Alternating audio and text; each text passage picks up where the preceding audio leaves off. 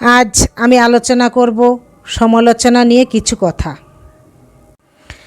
তো কিছু মানুষ আছে যাদেরকে আমরা প্রায়ই অন্যের সমালোচনা করতে দেখি। কারো কারো ক্ষেত্রে এটি যেন একটি অভ্যেসে পরিণত হয়। এই সব মানুষগুলো যখন নিজের জীবনে কিছু অর্জন করতে পারে না, তখন তারা অন্যের ভুল ধরতে চায়। নিজেকে যখন মানানসই হিসাবে সমাজে মানিয়ে নিতে পারে না, তখন তারা অন্যের ভুল ধরে নিজেদেরকে বড় প্রমাণ করতে চায়। কারো সমালোচনা করার পেছনে এক ধরনের হিংসে কাজ করে। কারো ভালো থাকা বা অন্য জনের সফলতা মেনে নিতে কষ্ট হয়, তাই অবশেষে সে সমালোচনার পথ বেছে নেয়। কোনো ব্যক্তি যখন সমালোচনা করে, ধরে নিতে হবে তখন তার নিজের জীবনে বলার মতো কিচ্ছু নেই। তাই অন্যের জীবনে কি হচ্ছে সেই কথা বলে নিজের গুরুত্ব বাড়াতে চায়। কিন্তু এরা জানে না নিজেদের অজান্তেই নিজেদের ক্ষতি করে।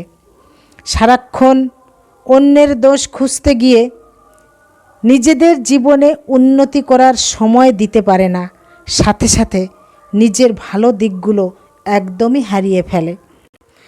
তো এই প্রসঙ্গকে কেন্দ্র করে আমি যে কবিতাটা লিখেছি তার নামও দিয়েছি সমালোচনা।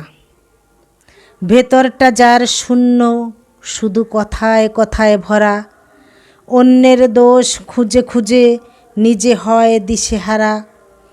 নিজের সব ব্যর্থতার ভার অপরের কাঁধে চাপায়, সমালোচনার ঝড় তুলে ক্ষোভের আগুন জ্বালায়।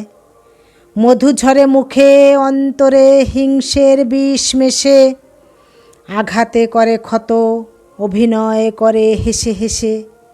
হিংসা আর ঈর্ষার মেঘে ঢাকা মনকে করে তাড়া, কখনো পায় না সে জীবনে ভালো মানুষের ইশারা।